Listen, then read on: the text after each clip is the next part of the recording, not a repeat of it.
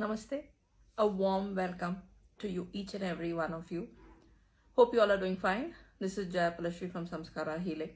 This is my third episode for the 16 or 16 Sanskar or Samskar. I thank you all for those who have been following me. Thank you for the beautiful feedback that I have been receiving. Like I always said, listening to what you all have to say, it gives me that much more bandwidth to be researching, seeing what I'm talking about, and putting the right information out there. So thank you so much. So far I spoke about 4 samskars, which starts off with the very beginning of conception until Namkaran. So I spoke about the Garbhadharan, which is at the time before the intimate relationship between a couple to have a baby.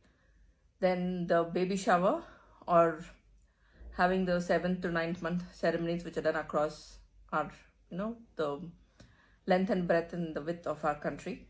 Then I've spoken about, as soon as the baby is born, where you put honey and ghee into the mouth. And then I've spoken about Namkaran. So all these I've already spoken about. So now as we progress, the next thing that we're talking about with the baby is during the month of, after the 3rd, 4th month, when you start bringing the baby out. Today, of course, many people bring them out even before the 4th month is over. But as per the rituals, the baby is brought out after the 4th month. And that is called Nishkramana. Nishkramana. And this literally means bringing the baby out into the world. So there's also a belief that you bring the baby out to meet the heavenly bodies or the celestial beings like the sun, the moon. You present it, and there are Vedic hymns sung by the father holding the baby towards the sun or towards the moon. So the mother, the father, the siblings, maybe grandparents, everyone, whoever are part of this rites of passage, would all get dressed up, all get prepared to step out with the baby for the first time, where the baby is going to move out into the world. I mean, before, babies were born at home, and it's understandable, but today we have babies born in hospital. But there are many women who are opting for home birthing and bringing midwives. And yes, there are even midwives who are there today who are going home and assisting with home birthing. But nevertheless, whether the baby is born in this hospital or home, this is a ritual which is done during the 3rd to 4th month. After that is done, in 6th month, what they do for the baby is they do something called Anna Prashna, which is introducing rice to the baby, which is also an important step, because the baby initially is obviously on mother's milk, and all the nutrition to the baby goes through that, and slowly semi-solid food is introduced, and eventually when you see the baby getting its first tooth, we would start introducing rice. So it is a celebration, because the baby is going to be having its first morsel or bite of rice. So each family may have their own traditions on how they do it and what needs to be done. But the main important essence is the entire family, again the parents, the siblings, grandparents, uncles, aunts, the immediate family to the extended family, all would get in together, all would sit together, prepare themselves to be part of this event, where, so again, each family have their own tradition and customs. Some place the mama would sit to give the baby the first spoon of rice. Some places the father, some places the bua. Each one have their own tradition. So whatever it is placed in a silver plate or in whatever the family believes in. There would be rice, there would be kheer, there would be dal, there would be ghee. Everything is there, and they would put rice, ghee and some dal, mix everything, and obviously the rice is going to be cooked well so the baby could digest it. And after everything is done, the baby is given the first bite of rice. So this is again another important rites of passage for the baby.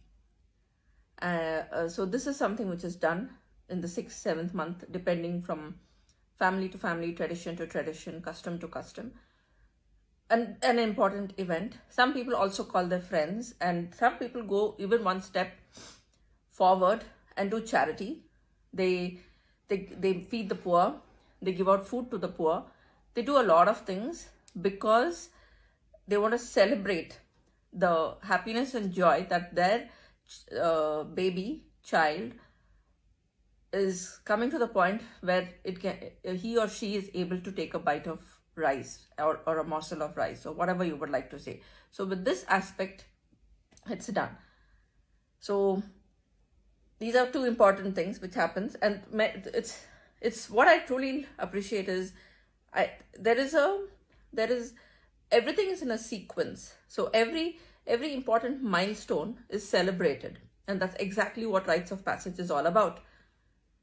Many things are celebrated in various ways. So now, as we move on, what I would like to talk about is Chudakaran or Chudakarna, or what is called Mundan. Mundan, each person have their own way of calling it. So Mundan, or it's also called Chudakaran, so on, is done anywhere from the 7th month onwards to the 7th year. Each one have their own way of doing it, and some people get it done at home. Some people believe in going to the temple and getting it done. Some people go to the Kuladevata and get it done there. So each one have their own belief and their own way of doing it. This is another important milestone because you're giving the hair which the baby is born with, so that the new hair can grow. It's very good for the baby. First point. Secondly, it's an event to be celebrated. The parents would get prepared.